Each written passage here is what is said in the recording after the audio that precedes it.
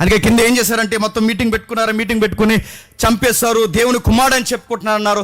ఇప్పుడు వెళ్ళి ఆ పిలాతు ముందు నిలబడినప్పుడు అయ్యా ఆయన దేవుడు కుమారుడు అని చెప్పుకుంటున్నాడంటే అయితే అంటాడు. ఎందుకంటే వాళ్ళకి అది పెద్ద సీరియస్ పాయింట్ కాదు. వాళ్ళకి ప్రభుత్వం సీరియస్గా తీసుకోవాలంటే 2 విషయాల్లో సీరియస్గా తీసుకుంటుంది. యాంటీ గవర్నమెంట్ ఫామ్ చేస్తున్నాడని చెప్తే సీరియస్ అవుతుంది. ప్రభుత్వ వ్యతిరేక ప్రభుత్వాన్ని చీలుతున్నాడు అన్నప్పుడు యాంటీ అవుద్ది. మొత్తం రెడీ అయ్యారు, తీసుకెళ్లారు, అక్కడ నిలబెట్టారు. బాగా వినాలి, ఈరోజు మనం ఆలోచించబోతున్నది పిలాతు కొరకు. మర్చిపోకండి, ఎవరి కొరకు? పిలాతు కొరకు. మళ్ళీ అడుగుతున్నాను, ఈ పిలాతు దగ్గర తీసుకెళ్ళి ఏం జరుగుతుంది? 27వ అధ్యాయం, ఇదంతా ఒకటే టెక్స్ట్, జాతికి చదవండి. 27వ అధ్యాయం మొదటి వచనం. 27వ అధ్యాయం మొదటి వచనం. ఉదయం అయినప్పుడు ప్రధాన యాజకులు ప్రజల పెద్దరందరూ యేసుక్రీస్తు వారిని చంపవలనని ఆయనకు విరోధముగా ఆలోచన చేసినట్టు నైట్ అంతా ఇదే పనిలో ఉన్నారనమాట. విరోధముగా ఆలోచన చేసి ఉదయం అయినప్పుడు ప్రధాన యాజకులు ప్రజలందరూ యేసును చంపవలనని ఆయనకు విరోధముగా ఆలోచన చేసి. చంపేచ్చుగా, మరి చంపాలనుకున్నప్పుడు చంపేచ్చుగా, ఎందుకు చంపలేదు? చంపాలనుకున్నారు, చంపేయాలని ఫిక్స్ అయిపోయారు, మరి చంపేచ్చుగా, ఎందుకు చంపలేదంటే చంపారంటే ప్రభుత్వం వచ్చి అని చంపేద్ది, అందుకు చంపలేరు. చంపే రైట్స్ వీళ్ళకి లేవు. ఎవరికి లేవు? ఈ కింద యూదులు ఎవరైతే ఉన్నారో, యూదులను పైన పరిపాలిస్తున్నది ఎవరు? రోమన్స్ సెంట్రల్ గవర్నమెంట్ నుంచి వాళ్ళు పనిచేస్తున్నారు కనుక, రోమీలు పనిచేస్తున్నారు కనుక, రోమీలు మాత్రమే ఒక వ్యక్తి ప్రాణాలు తీయగలరు తప్ప యూదులలో కానీ సామాన్యులకు కానీ ఎవరికి ప్రాణం తీసే రైట్ లేదు కనుక వీళ్ళు మీటింగ్ పెట్టుకుని ఆ మీటింగ్ని కేసు కట్టడానికి ఎక్కడ తీసుకెళ్లారు చెప్పండి? ప్రభుత్వం దగ్గర తీసుకెళ్లారు, ప్రభుత్వం మీద నిలబెట్టారు. అక్కడ జరుగుతుంది 2వ వచనం, ఆయనను బంధించి తీసుకొని పోయి అధిపతి అయిన పిలాతునకు అప్పగించెను. అధిపతి అయిన, బాగా వినాలి, కొంచెం ఆగదాం, ఇక్కడ హిస్టరీ ఉంది.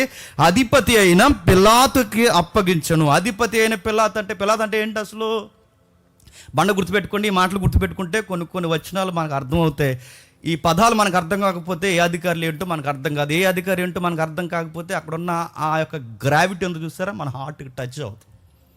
ఏముంది అక్కడంటే అధిపతి పిలాతు, అధిపతి అయిన పిలాతు. మీరు ఎప్పుడు బండ గుర్తుపెట్టుకోండి. రోమా ప్రభుత్వానికి చక్రవర్తిని కైసర్ అంటారు. ఎవరు? కైసర్ అంటే ఆడే చక్రవర్తి రోమ ప్రభుత్వానికి. కైసర్ చక్రవర్తి అయితే కైసర్ కింద, చక్రవర్తి అనే వర్డ్ ఈక్వల్ వర్డ్ ఏంటి? కైసర్. ఈ కైసర్కి కింద పనిచేసేది ఎవరంటే పిలాతులు పనిచేస్తారు. నెక్స్ట్ ఏరోదులు పనిచేస్తారు. ఇక కింద సహస్రాధిపతులు వీళ్ళు ఎవరైతే ఉన్నారో ఈ సైన్యాధిపతులు వీళ్ళు పనిచేస్తారు. అంటే ఇప్పుడు వీళ్ళ గవర్నర్ హోదానా అన్న పిలాతా అని మీరు నన్ను అడిగితే ఎస్, ఒక గవర్నర్ క్యాడర్లో ఉన్నాడన్నమాట. అంటే యూదులున్న ఏరియాకి గవర్నర్స్గా వ్యవహరిస్తున్నది. అటు పక్క మండల స్థాయిలో వ్యవహరిస్తున్న వ్యక్తి ఏమో ఏరోదు, మండల స్థాయిలో. జిల్లా స్థాయి లేదా రాష్ట్ర స్థాయిలో అధికారిగా వ్యవహరిస్తున్నదేమో ఎవరు? పిలాతు. అందుకే పిలాతు జడ్జిమెంట్ ఇమ్మన్నప్పుడు పిలాతు మళ్ళీ యేసుక్రీస్తు వారిని ఎవరి దగ్గరికి పంపుతాడు? ఏరోదు దగ్గర పంపుతాడు. ఎందుకు? ఇది మండల స్థాయి విషయం కదా. ఇది మండల స్థాయి విషయాన్ని మీరు స్టేట్ వరకు ఎందుకు తీసుకొచ్చారు అంటే, లేదా మీరు జిల్లా స్థాయి వరకు ఎందుకు తీసుకొచ్చారు, రాష్ట్ర స్థాయి వరకు ఎందుకు? ముందు ఆ మండలంలో తేల్చండి అని అక్కడ పంపిస్తే ఆడేమన్నాడు? ఇది నా పరిధిలో ఉన్నా ఇది నేను తేల్చలేని గొడవని మళ్ళీ ఆడ చెప్పాడు. ఆడేం చేశాడంటే ఇది స్టేట్కి సంబంధించింది అన్నట్టు పైకి పంపించాడు. అయితే మీరు చూసారా గవర్నమెంట్లు ఎలా ఉన్నాయో మనకు అర్థమైపోతుంది అక్కడ. సరే తీసుకొచ్చారు, కైసర్ కింద పనిచేస్తాడు. అయితే ఈయన గూర్చి బైబిల్ అలా చెప్పింది. ఈయన గూర్చి మనం చదువుతున్నప్పుడు నాకు అనిపించిందండి, మీకు అనిపిస్తే మీరు కూడా అనండి. మీకు అనిపించిన అనకపోయినా అనకపోయినా ఓ లుక్ ఇవ్వండి. నాకు పిలాతు క్యారెక్టర్ చదువుతున్నప్పుడు నేను స్టార్టింగ్లో చాలా కాలం వరకు పిలాతు మీద ఒక సాఫ్ట్ కార్నర్ మనకు ఉందా లేదా? నాకు ఉందండి. నేను చదివినప్పుడు అరే మంచోడేరా, యేసు ప్రభు అందు చెప్పండి ఏ నేరం లేదన్నాడు రా, మంచోడేరా, చేతులు కడిగేసుకున్నాడు, ఈ నీతిమంతుడి జోలికి పోకూడదని చేతులు కడిగేసుకున్నాడు అన్న. ఈ పాయింట్స్ చదువుతున్నప్పుడు ఆయన మీద ఒక సాఫ్ట్ వైబ్రేషన్ మనకు వచ్చిందా లేదా? ఎంతమందికి వచ్చింది? బాగా వినాలి. ఎంతమందికి? ఇంకా ఎలా అడుగుతున్నానని కొంతమంది చెయ్యెత్తలేదు, ఎందుకంటే తెలివితేటలు వీడు ఎలాగ కాదంటాడని. నాకు వచ్చింది, నిజంగా నాకు అనిపించింది పిలాతు మంచోడు అనిపించింది. కానీ మీరు హిస్టరీ చదవండి, పిలాతు అంటే ఎవరైతే ఇక్కడ పిలాతు ఉన్నాడో ఆ పిలాతు చరిత్ర మీరు చదవండి. పిలాతు చాలా నెటోరియస్ యాటిట్యూడ్ కలిగి ఉన్నాడు, స్ట్రాంగ్ లీడర్ అండి ఆయన. మీరు గమనించండి, హిస్టరీని చదవండి. పిలాతు యొక్క చరిత్రను చదువుతుంటే చాలా చాలా రుద్రుడైన లీడర్ ఆయన. కోపం ఎక్కువ, దేనికి సై అంటే సై అంటాడు అంతే, ఇంక దేనికి తగ్గడనమాట. అలా అంటోడు అక్కడ వరకు ఎందుకు చరిత్ర చదువుతుంటే ఎన్నోసార్లు యూదుల ఆచారాలకి వ్యతిరేకమైన చట్టాలు చేసి వంట ఉండాలి లేదా పండ్రా అన్నంత పొగరగలిగినోడు ఎవరు చెప్పండి? పిలాత్. అసలు సహించడు అన్నమాట. అరే యూదులకు అనేక మార్లు వ్యతిరేకంగా చట్టాలు చేశాడు, యూదులను అనేక సార్లు కొట్టాడు, యూదులను అనేక సార్లు ఇబ్బందులకు గురి చేశాడు. ఎదురొచ్చినోడిని సిలువకు కూడా అప్పగించాడు. ఎందుకంటే ఆ రైట్స్ ఎవరికి ఉన్నాయండి? పిలాతుకున్నాయి. నచ్చిన జడ్జిమెంట్లు ఇవ్వచ్చు, నచ్చినట్టు వ్యవహరించవచ్చు. ఇలాంటి లీడర్షిప్ ఆయనకు ఉంది కనుక ఆయన చాలా స్ట్రాంగ్ లీడర్. ఇక్కడే బైబిల్ని అనుమానించారు బయట చరిత్రకారులు. కొంచెం బాగా వింటున్నారు అనుకుంటున్నాను నేను. బైబిల్ని, ఈయన క్యారెక్టర్ని చూసే బయటోళ్ళు బైబిల్ చదివినప్పుడు బైబిల్ని అనుమానించారు. ఎందుకు అనుమానించారు అంటే అరే ఇంత భయంకరమైన పిలాతుని సాఫ్ట్ కార్నర్లో బైబిల్ ఎందుకు ప్రజెంటేషన్ చేస్తుంది అంటే బైబిల్ని కిట్టించేశారా, మంచోడన్నట్టుగా రాస్తున్నారేంటి అని డౌట్ వచ్చింది. ఎవరి మీద? బైబిల్ రచనల మీద. మనకి ఎలా అనిపించిందో చరిత్రకారులు బైబిల్ చదివినప్పుడు వాళ్ళకి ఎలాగ అనిపించింది. ఎవరి గురించి? పిలాతు గురించి. సాఫ్ట్గా నడుతూ బయట చదువుతుంటే ఒకలాగా కనబడుతున్నాడు, బైబిల్లో చదువుతుంటే ఒకలాగా కనబడుతున్నాడు. బయటేమో ఆడు ప్రమాదకరమైన వాడు జాలేనట్టు కనబడుతున్నాడు, లోపలేమో కొంచెం జాలి హృదయం కలిగి యేసు ప్రభువు అందు ఏ నేరము లేదని అన్నట్టుగా అలాంటి స్టేట్మెంట్లు చదువుతుంటే మనకి ఏమనిపిస్తుందండి? అందుకే బైబిల్ని డౌట్ఫుల్గా చూశారు చరిత్రకారులు చూశారు. కానీ గుర్తుపెట్టండి, వాళ్ళు డౌట్ పడాల్సిన అవసరం లేదు. సంథింగ్ ఏదో జరిగింది అక్కడ మనం స్టడీ చేయాలి. ఆ స్టడీ చేయడానికే సిలువ సన్నివేశాల చుట్టూ జరిగిన పాత్రలను మనం స్టడీ చేస్తున్నాం. ఏమైంది, ఏం జరిగింది, పిలాతు యొక్క ఆయన యొక్క బిహేవియర్ని మనం అబ్జర్వ్ చేసుకునే ప్రయత్నం చేస్తే చాలామంది చరిత్రకారులు అన్నట్టుగా లేడు. అక్కడ జాగ్రత్త చూస్తే ఆ రోజుల్లో పస్కా జరుగుతుంది. ఏం జరుగుతుంది? పస్కా టైమింగ్స్ అవి. ఆ పస్కా టైంలో పిలాతుని తీసుకొచ్చి ఎక్కడ నిలబెట్టారో ఒకసారి మీరు చూడండి. ఆ పదం ఎంత విచిత్రంగా ఉంటుందో ఒకసారి చూడండి. పిలాతు గూర్చి 27వ అధ్యాయం 11వ వచనం చూడండి. 27వ అధ్యాయం 11వ వచనం.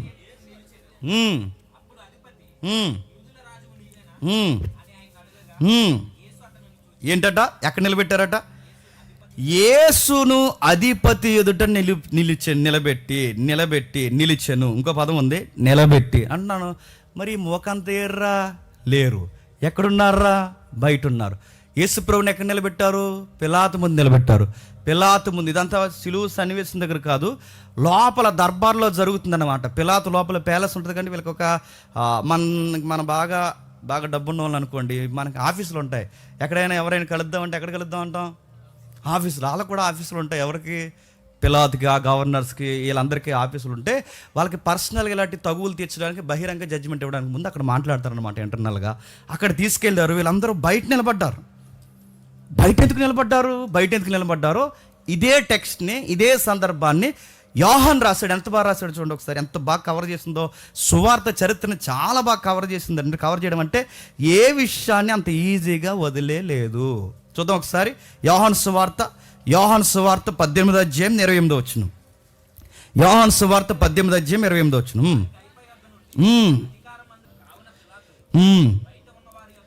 బయట ఉన్నవారి వద్దకు వచ్చి అంటే ఇప్పుడు అందరూ ఎక్కడున్నారు చెప్పండి? బయట ఉన్నారు. యేసుప్రభు ఎక్కడ ఉన్నాడు చెప్పండి? లోపల ఉన్నాడు. వీళ్ళందరూ ఎక్కడ ఉన్నారండి? బయట ఉన్నారు. బయట ఉన్నవారి వద్దకు, లోనకి. బయట అంటే ఎవరు బయటికి లోపలికి తిరుగుతున్నారండి? నిజానికి ఎవరు తిరగాలండి? చెప్పండి. ఎంత కేసు కట్టి తీసుకొచ్చిన వీళ్ళు తిరగాలి, కానీ లోపల ఎవరు తిరుగుతున్నారండి అంటే వీళ్ళ మతం కోసం అవసరమైతే పెద్దలనైనా గుంజీలు తీరుతారు. అది ఆ సన్నిహెడ్రిన్ సభ అంటే. ఆ పెద్దలను అడి తిప్పుతున్నాడు. ఆ లోపలికి వచ్చి ఒక మాట అడిగాడు. అడుగుతూ 30వ వచనంలో ఏం జరుగుతుందో చూడండి. అందుకు వాళ్ళు అడుగుతున్నాడు, పిలాతు బయటకు వచ్చి ఉన్నవారి వద్దకు వచ్చి, ఈ మనుషుని మీద మీరు ఏ నేరము మోపుచున్నారు అని. నా దగ్గర పంపించేశారు కదా, మా ప్యాలెస్ లోపల పంపించేశారు. ఏంటి ఇతను నేరస్తుడు అనడానికి ఏ నేరం మోపుతున్నారంటే వీళ్ళకి ఎంత భయం లేని మాట్లాడుతున్నారు చూడండి. వీడు దుర్మార్గుడు కాని ఎడల వీని నీకు అప్పగించి ఉండమని అతనితో చెప్పారు. అంటే ఏమన్నారండి? యేసు ప్రభు వారిని దుర్మార్గుడు అన్నారు. వీడు దుర్మార్గుడు కాకపోతే నీ దగ్గర వరకు మేము తీసుకొస్తామా? లాజిక్ ఆలోచించండి సార్. మీకు ఎందుకు చెప్తున్నాం వినండి సార్. లాజిక్ ఆలోచించండి. వీడు దుర్మార్గుడు, యేసుప్రభు వారిని వాడు ఉమ్మేయడాలు ఎంతగా నలిపేశారు, ఆయన అంత నలిపేశారండి. లోపలికి వెళ్ళారు. దుర్మార్గుడు కానీ వీడిని మీకు అప్పగిస్తామంటే అప్పుడు పిలాతు అన్నాడు, మీరు అతను తీసుకుని పోయి మీ ధర్మశాస్త్రం చొప్పున అతను తీర్పు తీర్చడనగా యూదులు ఎవనికి మరణ శిక్ష విధించుటకు మాకు అధికారం లేదే, లేపేద్దాం, మేము ఎప్పుడో లేపేద్దాం, కాకపోతే పవర్ లేదనే చెప్పండి నీ దగ్గర తీసుకొచ్చి. అంటే చంపేస్తారు, కానీ ఇంతకు చంపకుండా ఉన్నారంటే ఏదో అయిపోద్దన్న భయంతో ఉన్నారు. చాలామంది అప్పుడప్పుడు మనం పళ్ళు బిగించేసి రకరకాలుగా చంపేతానే ఆదావా అంట చూస్తా, అంటే చంపేస్తావు కానీ ఎందుకు చంపకుండా ఉన్నావు, పోలీసులు వచ్చి తీసిపోతారేమో ఉన్నావు, లేకపోతే నువ్వేం చేస్తావు చెప్పు, చంపేస్తావు అంటే చంపేయడానికి రెడీ. అప్పుడప్పుడు మన కోపం వచ్చేది కానీ కోట చచ్చిపోతాయి అదవా అంట చూసారా. మరి కొట్టేపోయావా, ఎందుకు ఆపేసుకున్నావు, సెక్షన్లు గుర్తొస్తున్నాయి ఇడికి. గమనించండి, చంపుతారంటే చంపేద్దరు వాళ్ళు ఎందుకు ఆగిపోయారంటే కేసు అవుతుందేమో ఆగిపోయారు, ప్రమాదం జరుగుతుందేమో ఆగిపోయారు. సరే మీ ధర్మశాస్త్రం ప్రకారం చేయండి అంటే, అసలు సార్ ధర్మశాస్త్ర సంబంధంగా మేము తేల్చేయాలనుకుంటే తేల్చేద్దాం, మళ్ళీ మీ గవర్నమెంట్ తలపోటు ఎంక్వైరీలు ఇవన్నీ మాకు ప్రాబ్లం వచ్చి అందుకే మీ దగ్గరికి తీసుకొచ్చాం. అయినా ఒక మాట అంటున్నాను సార్, ఎంత నేరస్తుడు కాకపోతే మీ దగ్గరికి తీసుకొస్తాను సార్ అని అన్నారు. ఏం చెప్పుంటారంటే ఇక్కడ లేదండి ఆ మాట. ఏం చెప్పుంటారు చెప్పిన దాని కొనసాగింపు ఏం చెప్పారంటే ఇక్కడ లేదు. మళ్ళీ ఇక్కడ ఏం చెప్పారు ఎక్కడో చెప్పిన లూకా గారు కవర్ చేస్తారు దాన్ని. ఎక్కడ? లూకా సువార్త 23వ అధ్యాయం, లూకా సువార్త 23వ అధ్యాయం. త్వరగా ముగించుకుందాం. లూకా సువార్త 23వ అధ్యాయం మొదటి 2-3 వచనాలు చూడండి. అంతటా వారందరూ లేచి అతన్ని పిలాతు వద్దకు తీసుకుని వచ్చి, ఇతడు మా జనములను తిరగబడ ప్రేరేపించుచున్నాడు, అంతుకు దుర్మార్గుడు. 2వ పాయింట్, కైసరికి గవర్నమెంట్కి పన్నివ్వద్దని, తానే క్రీస్తుని ఒక రాజునని చెప్పగా మేము ఇంటి చెప్పండి. గవర్నమెంట్ సీరియస్ అవ్వాలంటే ఏ పాయింట్స్ ఉంటే సీరియస్ అవుద్ది? ఒకటి, ట్యాక్స్ కట్టొద్దంటే సీరియస్ అవుద్ది. రెండో చెప్పండి, కైసరికి మరొక కైసరుగా నిలబడుతున్నాడు అన్నప్పుడు సీరియస్ అవుద్ది. మా ధర్మశాస్త్రం ప్రకారం ఇతడు దేవుడు కుమారుడు మేఘాల మీద వస్తున్నారంటే దేవుడిని నమ్మనోడికి ఎలా అనిపిస్తుందండి? అరే మేఘాల మీద రాకపోతే మేఘాలు తగ్గిపోయి వద్దరు, మాకు ఎందుకు ఈ గొడవలని అంటారనరా. మనకి సీరియస్, వాళ్ళకి మతాన్ని నమ్ముతున్నారు కనుక పెద్దలమైన మనకు సీరియస్ పాయింట్, బైబిల్ నమ్ముతున్నాం కనుక. అది అలా సీరియస్ పాయింట్ కాదు, ఎందుకంటే వాళ్ళు బైబిల్ నమ్ముడు. మేఘాల మీద కాకపోతే నడుసు వస్తాడు రా, లేదా గాల్లో వస్తాడు, దీనికోసం చంపేస్తారా అని అడుగుతారు. ఆ పాయింట్ చెప్తే ఆయన చంపరని, వాళ్ళు ఎంత తెలివైన వాళ్ళు చూడండి. ఆ పాయింట్ చెప్తే చంపరని. ఏ పాయింట్ చెప్తున్నారు తెలుసా? గవర్నమెంట్కి వ్యతిరేకతను, మాబ్ ఫామ్ చేస్తున్నాడు, మాబ్ కడుతున్నాడు. మాకు తెలుసు, మాబ్ జన సమూహాన్ని ఫామ్ చేస్తున్నాడు, రాస్తారోకలకి రెడీగా ఉన్నాడు, గవర్నమెంట్కి వ్యతిరేకంగా రేపుతున్నాడు. ఇప్పటికే మీ రోమా ప్రభుత్వం మీద ఎంతమంది విప్లవకారులు లేచి కూర్చున్నారు. ఎంతోమంది అపోస్తుల గారిని చదువుతున్నప్పుడు మనకు ఒక మాట కనిపిస్తుంది. ఇదిగో 800 మందిని పోగేసుకుని రోమా ప్రభుత్వం మీద తిరగబడిన వాడు ఇతడేనా అని ఒక కామెంట్ ఉంటుంది. అంటే అప్పటికే గవర్నమెంట్ మీదకి వందల వేల మంది టీమ్స్గా ఫామ్ అవుతున్నారు రోమా గవర్నమెంట్ని కొట్టాలని. ఇప్పుడు గవర్నమెంట్ని కొట్టాలని ఇలాంటి టీమ్స్ ఫామ్ అవుతున్నప్పుడు గవర్నమెంట్ ఏమనుకుంటే చెప్పండి, ఆదిలోనే వీళ్ళని తొంగలో తొక్కేయాలనుకుంటుంది, అనుకోదా? అందుకే ఆ పాయింట్ చెప్తున్నారు. ఏమనంటే, అయ్యా మీరు ఇలాగ వదిలేస్తే మీ గవర్నమెంట్ కుప్పకూలు చేస్తారు, ఇలాగ వదిలేస్తే నాశనం అయిపోద్ది. అతడు మాట చెప్పుకుంటున్నాడు, క్రీస్తు అంటే మీకు అర్థమవుతుందో లేదో, క్రీస్తు అంటే నేను కొత్త రాజునని చెప్పుకుంటున్నాడు అన్నారు. నేను అడుగుతున్నానండి, క్రీస్తు అంటే రాజా కాదా, అభిషక్తులే కాదా? అలా నిజమే చెప్తున్నారు, కాకపోతే చిన్న మెలుందన్నమాట. ఎప్పుడు అలాగుంటాయి సాక్ష్యాలు గుర్తుపెట్టుకోండి. నిజమే చెప్తారు, చిన్న ముడి ఉంటుంది, ఆ ముడి తెగకపోతే మన గురి అయిపోద్ది. కోర్టులో చెప్తారు కదా, అంతా చూసినట్టే చెప్తారు, చక్కగా చెప్తారు, అలా చెప్తారు, నిజమే అనిపిస్తుంది. కానీ చిన్న ముడి ఉంటుంది, ఆ చిన్న ముడి దేవాలయం లేపుతానన్నది నిజమే, అబద్ధ సాక్ష్యం. దానికి బైబిల్ ఏమంది? అది అబద్ధ సాక్ష్యం.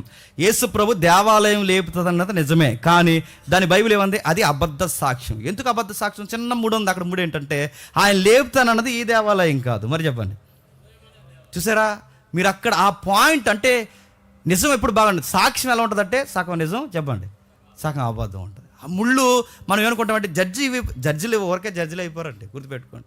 నీకు నాకు జడ్జిమెంట్లు అయితే చాలామంది గురేస్తాం. భారతదేశంలో లేని ఊర్లు రాజమండ్రి నుంచి పడిపోతే పడపడ జడ్జిలు ఊరకే ఎవరు వీడు ఏ ఉద్దేశంతో చెప్తున్నాడు, అందుకే టైమింగ్స్ అడుగుతారు, దిక్కులు అడుగుతారు, నోటీస్ అడుగుతారు. వీడు చెప్తున్నప్పుడు నీకెవరు చెప్పారని అడుగుతారు, నీకు వాళ్ళు చెప్పారని నీకెలా తెలుసు అని అడుగుతారు, నువ్వెలా చెప్పగలవో వాళ్ళకి ఎవరు చెప్పారు, సీన్లో ఉన్నారు, ఇవన్నీ అడుగుతారు. కొన్నిసార్లు వీళ్ళు చెప్పిన సాక్ష్యం చెప్పిన తర్వాత ఎగ్జాక్ట్ స్తంభాలు ఉంటాయి చూస్తారా, స్తంభాలు మనకి ఫోల్ చేస్తారు. ఇవన్నీ మీరు మైండ్లో పెట్టుకుని నేర ప్రవృత్తిని డెవలప్ చేసుకోకండి. ఒకటి చెప్తే అర్థమవుద్ది. ఇలా అడుగుతారు అయితే ఇలా జాతక ప్యూర్ అయిపోవాలనుకోకండి. మీకు ఒకటి చెప్తూ ఉంటే అలవాటు. ఈ ఫోల్కి 50 మీటర్లు ఉంటుంది, ఒక 50 అడుగులు ఉంటుంది. ఫోల్కి కరెంట్ ఫోల్ ఉంటుంది, 50 అడుగులు ఉంటుంది. ఎన్ని ఫోన్లు అవతల జరిగిందిరా, అదే ఎంత దూరంలో జరిగిందిరా వ్యవహారం అని అడిగినప్పుడు వీడు ఏదో చెప్పేస్తాడు, ఇంత దూరంలో జరిగిందని. నిజమైతే కరెక్ట్గా చెప్తారండి, ఇక్కడ నుంచి ఇంత దూరంలో జరిగిందని. ఆ నేరం జరిగినప్పుడు సీన్ ఆఫ్ అఫెన్స్లోకి వెళ్ళిన తర్వాత ఆఫీసరు ఎన్ని స్తంభాలు ఉన్నాయో కొలుస్తాడు. ఏ మాత్రం తేడా వచ్చినా వీడు ఫేక్ గాడని అంచనా వేస్తాడు. స్టడీ చేస్తారంటే సీన్లో స్తంభాలు లెక్కెడతారు, నువ్వు ఏ దిక్కులో ఉన్నావో చూస్తారు, అన్నీ అడుగుతారు. ఇవన్నీ లెక్కల్లో తీసుకుని ఆఫీసర్ ఆర్గ్యుమెంట్ ఏంటి, అపోజిషన్ ఆర్గ్యుమెంట్ ఏంటి, లీగల్ ఆర్గ్యుమెంట్లు ఏంటి అన్నీ తీసుకున్న తర్వాత అప్పుడు జడ్జిమెంట్. ఈ దొంగ ఎదవలు అందరూ కలిసి ఏం చేస్తున్నారండి, నిజం చెప్పినట్టే చెప్తున్నారు, కానీ కొంచెం ముడుందా, ముడి ఏం చేస్తున్నారంటే ట్యాక్స్ కట్టద్దా. ఎక్కడైనా ఎస్ప్రో ట్యాక్స్ కట్టద్దు అన్నాడు. క్రీస్తు అని చెప్పుకున్నది నిజమే, రాజునని చెప్పుకున్నది నిజమే, రాజ్యం ఉందని చెప్పుకున్నది నిజమే, అన్నీ నిజమే. చిన్న ముడి ఏంటి చెప్పిన ట్యాక్స్ కట్ట అన్నాడండి ఎక్కడైనా ఆయన. ఇదంతా బాగానే రాజు ఇప్పుడు ఇది మైండ్లో పెట్టేసుకున్నాడు. ఎవరు? పిలాతు మైండ్లో పెట్టుకుని వచ్చి ఇప్పుడు అడుగుతున్నాడు. ఏమని క్వశ్చన్ చేస్తున్నాడు చూడండి యేసుక్రీస్తు వారిని. ఒకసారి మళ్ళీ అక్కడికి రండి, ఒకసారి అదే యోహాను సువార్త 18వ అధ్యాయం, 34 వచ్చినవా, 18వ అధ్యాయం 33వ వచనం. పిలాతు తిరిగి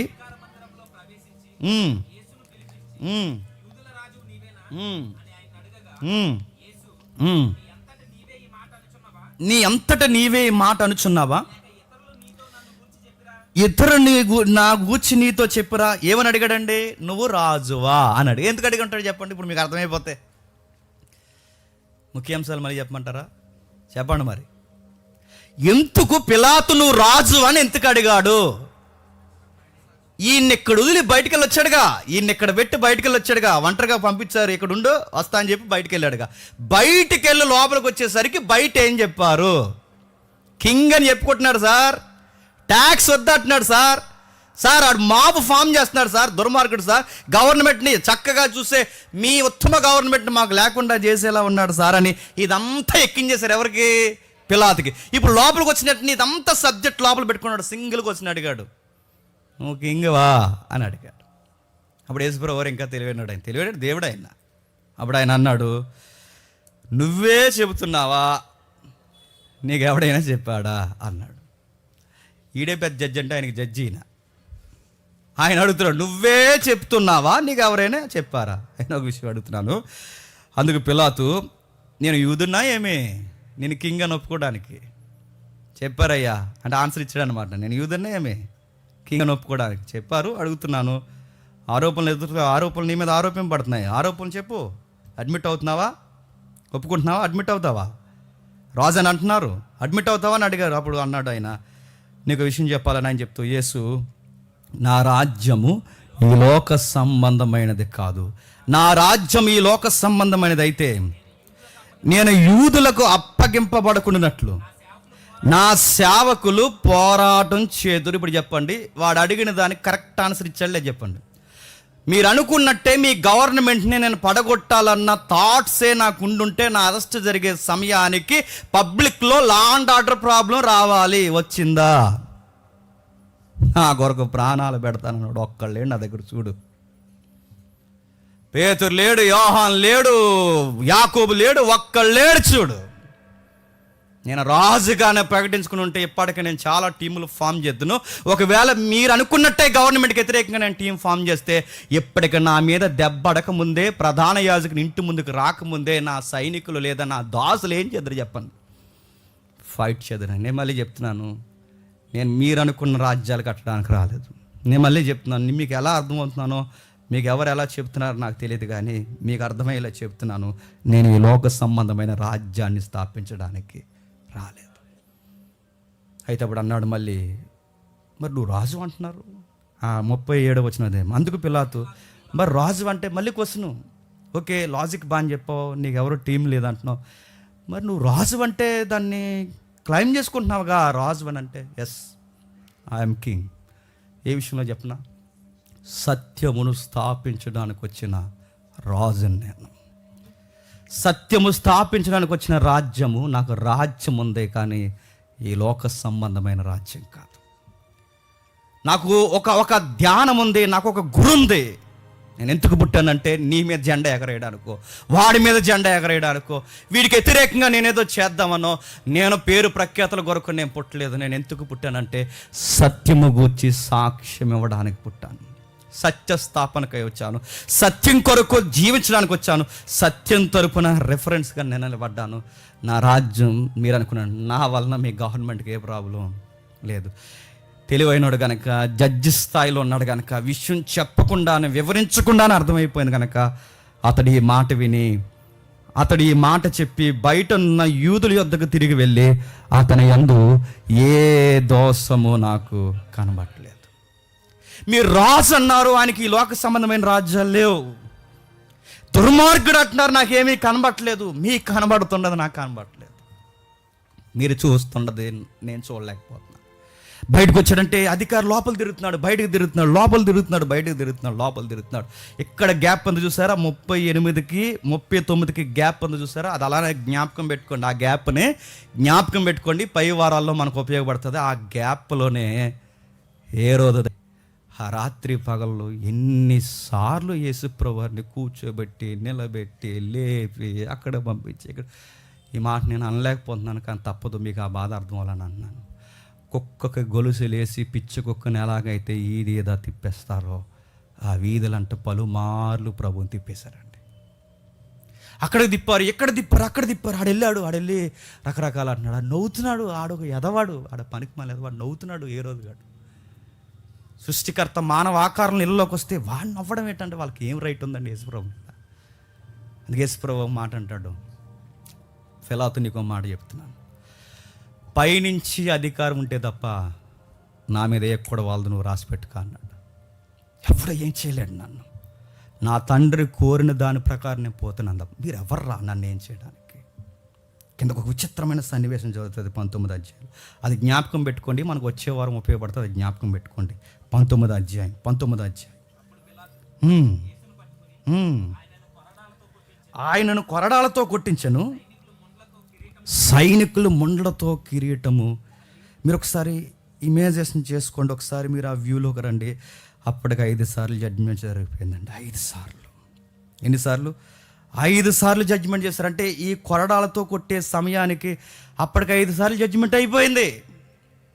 ఎక్కడైపోయింది 5 సార్లు జడ్జిమెంట్? ఒకసారి అలానే ఉంచండి, ఒకసారి వెనక్కి రండి. సందర్భం లూకా గారు డీటెయిల్గా ఇచ్చారు ఆ జడ్జిమెంట్లు. ఒక్కసారి లూకాసు సువార్త రండి. లూకాసు సువార్త 23వ అధ్యాయం. లూకాసు సువార్త 23వ అధ్యాయం 4వ వచనం చూడండి. పిలాతు ప్రధాన యాజకులతోనూ ఒక్కటైనా కనబడలేదు. 2వ జడ్జిమెంట్. 3వ జడ్జిమెంట్ అక్కడ ఉంటుంది చూడండి. ఏ రోజు కూడా కనబడలేదు. ఇది 3వ జడ్జిమెంట్. ఇది నెక్స్ట్ వీక్ ఆలోచిద్దాం వీలైతే. అప్పటికి ఎన్ని జడ్జిమెంట్లు అయిపోయినాయండి. ఈయన నేరస్తుడు కాదు, ఈ నేరాలు ఏవి ప్రూవ్ చేయబడవు. ఇవన్నీ ఆరోపింపబడిన ఆర్గ్యుమెంట్లు మాత్రం ఏవి నిజాలు కాదని అప్పటికే 3 సార్లు జడ్జిమెంట్ ఇచ్చారు. మరలా జడ్జిమెంట్ ఇస్తున్నారు చూడండి 3 సార్లు. ఇక్కడ మరలా 22వ వచనంలో 3వ మారు అతడు ఎందుకు ఇతడు ఏ దుష్కార్యము చేసినని అతని యందు మరణానికి తగినది ఏ నేరం కనబడి అప్పటికి 4 జడ్జిమెంట్లు అయిపోయినాయండి. అప్పటికి ఇంకో పై వచ్చిన మీరు చూడండి, ఏ రోజు దగ్గరికి వెళ్ళేసరికి ఒక జడ్జిమెంట్ అయిపోయిందండి. సుమారు 5 సార్లు ఏమని జడ్జిమెంట్ వచ్చింది చెప్పండి? ఈయన యందు ఏ తప్పు లేనోడిని అన్యాయంగా కొరడాలతో కొట్టడానికి పంపించేశారు. ఇప్పుడు చెప్పండి, ఎవడండి పిలాతు మంచోడు అన్నది? ఎవడండి సిలువ త్యాగంలో పిలాతుకి సంబంధం లేదన్నది? ఎవడండి ఈ క్రైమ్ స్టోరీలో వాడు అక్యూజ్డ్ కాదన్నది? ఎవరు చెప్పండి? ఇది పిలాతుకి ఏ సంబంధం లేదని ఎలా అనగలరు? నువ్వు అనేక సార్లు యూదుల చట్టాలను ఎదిరించి నిలబడ్డావే, అప్పుడు నిలబడినప్పుడు ఇప్పుడు ఎందుకు నిలబడలేకపోయావు? అనేక సార్లు నీకు నచ్చిన జడ్జిమెంట్లు యూదులకు వ్యతిరేకంగా ఇచ్చావు, ఇప్పుడు ఎందుకు ఇవ్వలేకపోతున్నావు? మీ ఆవిడ చెప్పింది ఇంట్లో ఆ నీతిమంతుని జోలికి పోవద్దని. నీకు ఇన్ని తెలిసినా నువ్వెందుకు అప్పగించావు? నీకు నచ్చినట్టు చేసుకుంటాను. ఎంత రెక్లెస్ అండి! పిలాతుని చూస్తే ఎవరెవరు కనబడుతున్నారండి నాకు తెలియదు, కానీ పిలాతులో మన లక్షణాలన్నీ కనబడతాయి. మీరు జాగ్రత్తగా చూడండి. పిలాతులో మన లక్షణాలన్నీ కనబడతాయి. తీసుకొచ్చారు 19వ అధ్యాయంలో. చూద్దాం ఒకసారి 19వ అధ్యాయంలో ఏం జరుగుతుందో చూడడం ముగించేద్దాం. 19వ అధ్యాయంలో మొదటి వచనం నుండి,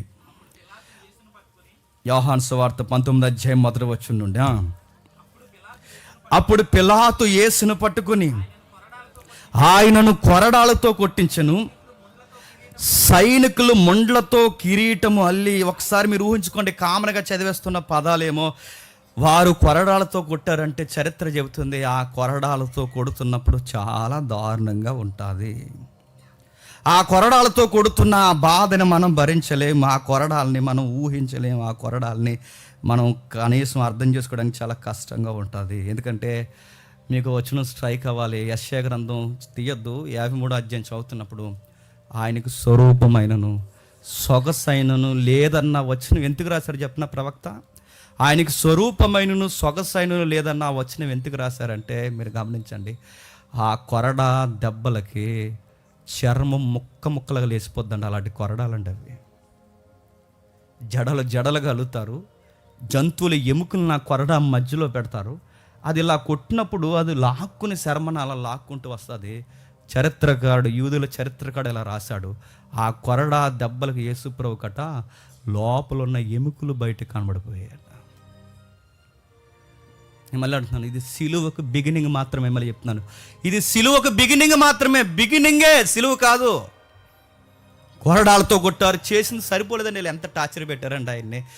ముళ్ళన్నీ పెద్ద పెద్ద ముళ్ళు ఎక్కడ ఉన్నాయి, ఆ ముళ్ళన్నీ ఏరుకుని వచ్చి, ఆ ముళ్ళుకి పెద్ద ముళ్ళ కిరీటం వేరుకుని వచ్చి దాన్ని ఒక కిరీటం చేసి అది ఇలా వేసి ఆ ముళ్ళు అలా నొక్కేశారంటే ఒకసారి మీరు ఊహించుకోండి ఎలా, ఎంత గట్టిగా నొక్కేసి ఉంటారు. నొక్కేసి అలా అంటున్నారట, యూదుల రాజా శుభము, ఇంగ్లీష్లో గుడ్ లక్ అనూసారట. మొఖం మీద ఉమ్మూసారట, కొరడాలతో కొట్టారట. ముళ్ళిలా దగ్గరకు వచ్చేసి ఇంక చేసింది సరిపోలేదని ఇలా లాగపెట్టి కొట్టి గుడ్ లక్, నెక్స్ట్ అసలు ప్రోగ్రాం ఉందని ఇక అన్నారట. సిలువకి బిగినింగ్లోనే ఆయన చాలా ఎడిపించేశారండి ఆయన్ని. ఉమ్మేశారు. ఆడెవడో పనికి మళ్ళీ వచ్చాడు, శుభమని చెప్పి ఆయన అరిచేతులతో కొట్టిరి. అక్కడ ఉంది చూడండి 3వ వచనంలో, శుభమని చెప్పి ఆయన అరిచేతులతో కొట్టిరి. ఇంకా కిందికి రాస్తున్నాడు, పిలాతు మరలా ఎలుపులకు వచ్చి, ఇదిగో ఈయన యందు నాకు ఏ దోషము నాకు కనబట్టలేదు. ఏమంటున్నాడండి? పిలాతు బయటికి తీసుకొచ్చి, ఇదిగో ఈయన యందు నాకు ఏ దోషం. ఒక ఇమేజ్ చూడండి. పిలాతుకి ఒక థాట్ ఉంది, అక్కడ ఒక థాట్ ఉంది. కొరడాలతో ఎంత కొట్టించాడు ఆ ఇమేజ్, ఆ రక్తపు ముద్దకున్న యేసుక్రీస్తు వారి ఇమేజ్ ఒకసారి చూడండి ఎంత దారుణంగా. మెల్ గిబ్సన్ కొంతవరకు ఊహించి తీసిన సినిమా, ఇది ఊహ మాత్రమే, ఇంకా రియల్ ఎలా ఉంటుందో వీలైతే ఆ ఫ్యాషన్ ఆఫ్ ది క్రైస్ట్ చూడండి, మళ్ళీ చూడండి, ఆ ఇమేజ్ చేయండి. ఆ ఇమేజ్ని మీరు జాగ్రత్తగా గమనండి. యెషయా గ్రంథం మీకు గుర్తు రావాలి. నెక్స్ట్ అదిగో చూడండి, రక్తపు ముద్ద అయిపోయాడండి. యెషయా గ్రంథంలో రాసింది అదేనండి. సొగసైనను స్వరూపమైన లేదు.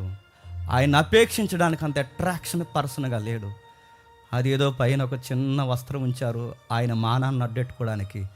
ఆ గోని బట్ట కట్టారు, ముండ్ల కిరీటం పెట్టారు, చేతులు కట్టారు, తీసుకొచ్చారు, నిలబెట్టి ఇలా అంటున్నారు, ప్రభుని చూపిస్తూ, ఇతనంతా నాకు ఏ నేరం లేదన్నారు. ఏం చెప్పారు చెప్పండి? వాళ్ళకి సరిపోలేదు ఆ బాధలకి. ఇంత చేసిన వాళ్ళు ఏమన్నా చెప్పినా, రక్తపు ముద్దగా చూపించిన తర్వాత పిలాతు ఫీలింగ్ ఇది. ఏమన్నాడంటే, ఇంత ఎలా చూసైనా సరే జాలి పడతారేమో అనుకున్నారంటే, ఇలా చూసి సరే ఇంక మా కోపం తీరిపోయింది, ఇక వదిలేయండి, ఇక్కడి నుంచి మాకు అవసరం లేదని అంటారు అనుకున్నాడు పిలాతు. ఇంత జరిగే కూడా ఏమన్నారు తెలుసా? మాకు సరిపోదు, మాకు ఆ దెబ్బలు సరిపోవు, మాకు ఇవేమి సరిపోవు, మాకు ఇంకా ఆ లోపల మాకు అలా పగుండిపోయింది. ఆ పగ ఏంటంటే సిలువేము. సిలువకు బిగినింగ్లోనే ఎంత నలిపేశారో చూడండి. సిలువేమో సిలువమేని గట్టుకారు సార్ నడుతున్నాను. ఈ సిలువ ఏమన్నది ఎవడండి నేను అడుగుతున్నాను. ఎవరండి? ప్రజలని ఉంది అక్కడ. ఎవరా ప్రజలు? రొట్టెలు తిన్నోళ్ళు. ఎవరా ప్రజలు? ఎవరా ప్రజలు? స్వస్థతలు పొందినోళ్ళు. ఎవడండి ఆయన దుర్మార్గుడు అంటున్నది? ఆయన చేతి నీళ్ళు, మా చేతి నీళ్ళు దాగిన వాళ్ళు. ఎవరండి ఆయన అంతగా ఏడిపిస్తున్నది చెప్పండి? జాలి, దయ. పిలాతు అనుకున్నాడు ఇలా చూసైనా క్షమించేస్తారేమో అనుకున్నాడు. కానీ వాళ్ళు అన్నారు చావాల్సిందే, ఆ మనిషి ప్రాణం పోతే కానీ మాకు మనశ్శాంతి ఉండదు. పిలాతు ఏమి చేయలేకప్పుడు అన్నాడు, ప్రశ్నలు అడిగాడు. లోపలికి వెళ్ళి 27వ అధ్యాయంలో మళ్ళీ అడుగుతున్నాడు, మళ్ళీ మాట్లాడుతున్నాడు. ఎన్నిసార్లు చెప్పిన ఆయన మౌనం వహిస్తున్నాడు. ఒక మాట అన్నాడు. ఏమంటున్నాడు చూడండి. ముళ్ళ కిరీటం, ఓదరంగ వస్త్రములు ధరించిన వాడే యేసు నిలుపులకు రాగా పిలాతు ఇదిగో ఈ మనుష్యుడు అని వారితో చెప్పెను. ప్రధాన యాజకులు బంట్రోతులు ఆయనను చూసి సిలువ వేయమని కేకలేసరి. ఆ మత్తయి సువార్తలు ఉంది, సిలువ వేయమని అరిసింది. ప్రజలు అరిశారు. ఆశ్చర్యకరమైన సంగతి చెప్పిన బైబిల్లో రాయబడిన మాట, వారి కేకలే చెప్పండి గెలిచేయండి. ఒరే 5 సార్లు నిర్దోషని జడ్జిమెంట్ వచ్చింది. 5 సార్లు నిర్దోషని జడ్జిమెంట్ వచ్చినా చివరికి ఏం గెలిచాయి చెప్పండి? ఆ నోరే గెలిచింది, ఆ కేకలే గెలిచాయి, చంపిస్తారు. మనకు రాయబడిన మరో పదం ఏంటో చెప్పిన, ఆ రోజు పిలాతు అడుగుతున్నాడు, నువ్వు రాజువా అని. ఎస్, నేను రాజునే. ఈరోజు నేను అడుగుతున్నాను, యేసు ప్రభు రాజే, రాజుగా నువ్వు స్వీకరించగలవా? ఎస్, నా లైఫ్లో ఆయన కింగ్ అని నువ్వు ఆహ్వానించగలవా? నా కింగ్ కొరకు నేను అన్నీ మానుకోగలను నువ్వు అనగలవా? అనలేమాను.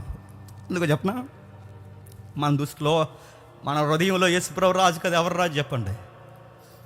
మనకు మనమే రాజులు, మనకు మనమే ప్రధానమంత్రులు, మనకు మనమే. ఎందుకంటే ఆయన రాజుగా ఒప్పుకుంటే నువ్వు ప్రతి దినం నువ్వు సిలువేసుకోవాలి.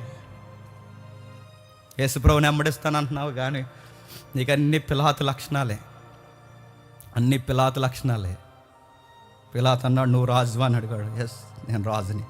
మరో ప్రశ్న అడిగాడు, నిన్నో మాట అడగాలి, నాకు ఇడిపించే అవకాశం ఉంది, నువ్వు ఒప్పుకుంటే నేను ఇడిపిస్తాను. నిన్నో ప్రశ్న అడుగుతున్నాను, నేను ఇడిపిస్తాను, నాతో మాట్లాడవా అన్నాడు. మాట్లాడిన కానీ ఒక మాట చెప్తాను, నా తండ్రికి పర్మిషన్ ఇస్తే తప్ప ఎవడో నన్ను ఏం చేయలేవు, నువ్వు కూడా ఏం చేయలేవు. నీకు ఇదే నేను చెప్తాను, ఎందుకన్నా నేను ఎక్కువ మాట్లాడను. మీరు చేయాలనుకున్నది త్వరగా చేసేయండి. చేయాలనుకుంటే త్వరగా చేసేయండి. పిలాతుని అడిగింది నేను ముగించేస్తున్నాను త్వరగా. పిలాతు ఎన్ని ప్రశ్నలు అడిగాడు తెలుసా? సత్యం అంటే ఏంటని అడిగాడు. పిలాతు ఏమడిగాడు తెలుసా? నువ్వు రాజువా అని అడిగాడు. పిలాతు ఏమన్నాడు తెలుసా? నాకు పవర్ ఉందో తెలుసా అని అడిగాడు. 3 ప్రశ్నలు అడిగాడు. ఆ 3 ప్రశ్నల్లో నువ్వు నేను కనబడతాం. మీరు చూడండి, నువ్వు రాజువా అని అడిగాడు. అతగాడికి రాజు అని తెలియదు, నీకు యేసుప్రభు రాజు అని తెలుసు. అయినా నువ్వు ఆయన ఎక్కడ నిలబెడతావు చెప్పు? నీ గుమ్మం బయట, నీ హృదయం వెలుపులే నిలబెడతావు. అడిగాడు ఏమని తెలుసా? సత్యం అంటే అని అడిగాడు. 38వ వచనంలో సత్యం అంటే అని అడిగాడు. మీరు గమనించండి, సత్యం అంటే అని అడిగాడు. సత్యం తెలుసుకునే ప్రయత్నం చేశాడా? ఈరోజు నేను అడుగుతున్నాను, సత్యం వినబడుతున్నాను అడుగుతున్నాను, సత్యం వినాలన్న మనసు, నేర్చుకోవాలన్న మనసు నీకుందా? నువ్వు పిలాతు గడువు కాదా చెప్పు? వాడు సత్యం అంటే జస్ట్ క్వశ్చన్ రేజ్ చేసి వెళ్ళిపోయాడు. ఈరోజు నీకు సత్యం వినబడుతున్నప్పుడు ఆ సత్యం వెలకోరుతుంది, నువ్వు ఇవ్వగలవా? ఆ సత్యం నీ సమయాన్ని వెలకోరుతుంది, నీ జ్ఞానాన్ని వెలకోరుతుంది, నువ్వు చెప్పుకునే ప్రతి విషయాన్ని వెలకోరుతుంది, వెనకాల రమ్మంటుంది, త్యాగం చేయమంటుంది. ఆ సత్యం ఎలా అంటుంది ఏమని తెలుసా? సత్యము అంటే అడిగిన వాడికి ప్రతి ఒక్కటి చెప్తుంది. సత్యం ఏమని చెప్పిందంటే నువ్వు పాపివి అని చెప్తుంది. ఆ సత్యం చెబుతున్నది ఒప్పుకుంటావా? నీ స్వనీతి వలన నీకు నీతి లేదని సత్యం చెప్తుంది, ఒప్పుకుంటావా? నువ్వు నిలబడగలవా? ఆశీర్వాదకరంగా ఉండగలవా? నీ నీతిని, నీ కొరకు, దేవుడి కొరకు, ఇదిగో నువ్వు ఇలా ఉండాలి, నీ పరుగు, నీ ఆకలి, నీ కోరిక, నీ దాహం, చివరికి నువ్వు మరణించే మరణం కూడా ఇదిగో దేవుడి కొరకని సత్యం కోరుతుంది. ఆ సత్యం నువ్వు వినగలవా? పిలాతుగాడు సత్యం అంటే ఏంటని ఎలాగైతే అడిగేసి పక్కకు పోయాడో అని అడుగుతున్నాను. ఈరోజు సత్యం కొరకు నువ్వు సమయాన్ని కేటాయించగలవా? సత్యం కొరకు నీ ధనాన్ని కేటాయించగలవా? సత్యం కొరకు నీ నాలెడ్జ్ని పెట్టుబడిగా పెట్టగలవా?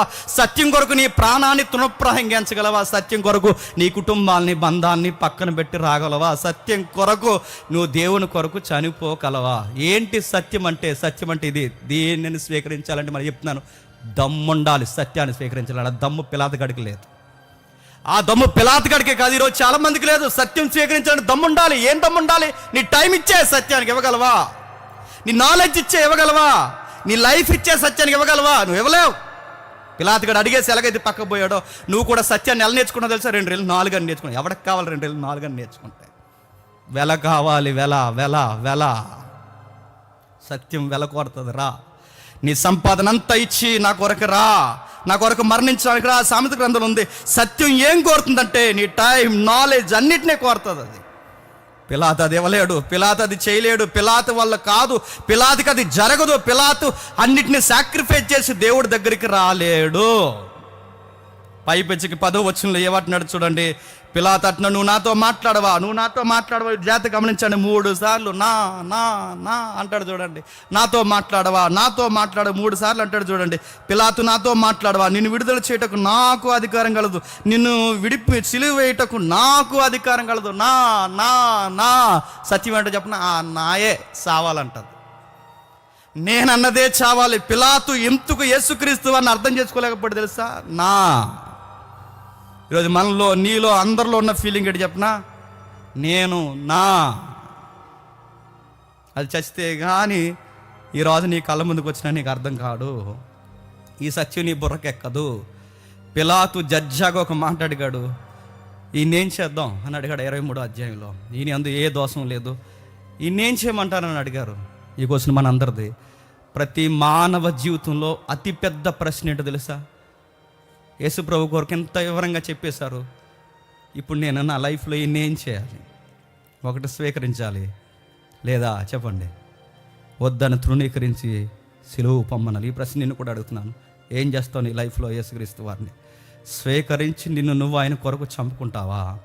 స్వీకరించి నిన్ను నీ కొరకు కాకుండా నా నాన్నదని చంపి యేసు ప్రభు కొరకు నిన్ను అప్పగెట్టుకుంటావా? లేదా ఈయనతో ఉంటే అన్నీ తగ్గించుకుని ఉండాల్సి వస్తుందని చెప్పి ఆయనే పిలాతులాగా వదిలేసి వెళ్ళిపోతావా?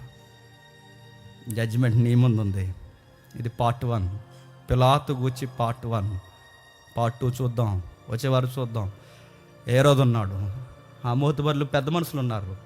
ఈ సిలువ చుట్టూ ఇన్ని రాజకీయాలు చేసి చేసి చేసి చేసి సృష్టికర్తను సృష్టిలో చెప్పండి సిలువేసి చంపేసి అమ్మయ్య అనుకున్నారు. చంపే వరకు కొనకలేదండి. అదంతా మన మీదకి వస్తుందంటే ఖచ్చితంగా వస్తుంది. ఇవన్నీ మన మీదకి వస్తుంటే ఒప్పుకోకపోతే ఖచ్చితంగా వస్తుంది. నిన్ను నిన్ను నిన్ను నీ పిల్లల వరకు కూడా ఈ త్యాగం నేను ప్రశ్నిస్తాను. ఈ త్యాగం నీకు అలాగే అర్థమైతే, ప్రభువా పిలాతును చూస్తున్నప్పుడు నాకు అధికారం కనబడట్లేదు. పిలాతు అడిగిన 3 ప్రశ్నలు నాకు కనబడుతున్నాయి. ఒకటి, నువ్వు రాజువా అని వాడు అడిగాడు. నువ్వు రాజువా అని అడిగి తెలుసుకున్నాను, కానీ రాజుగా నా లైఫ్లోకి నిన్ను స్వీకరించలేదు. సత్యం అంటే ఏంటని అడిగాడు. సత్యం వినబడుతున్నా చెవిచ్చే సమయం నాకు లేదు ప్రభువా అని ఒప్పుకోండి. సత్యం వినబడుతున్నా సత్యం నేర్చుకోవడానికి నేను ఏమీ కేటాయించిన ప్రభు అని, పిలాతు లాంటి యాటిట్యూడ్ నాకు ఉంది ప్రభు అని ఒప్పుకో. నా నా అని సింహాసనం కూర్చుని మోతుబరు కబుర్లు ఎలాగైతే చెప్పాడో ప్రతి దాంట్లో నానే చచ్చిపోతున్నాను ప్రభు అని, పిలాతు నాలో బతుకున్నాడని ఒప్పుకో.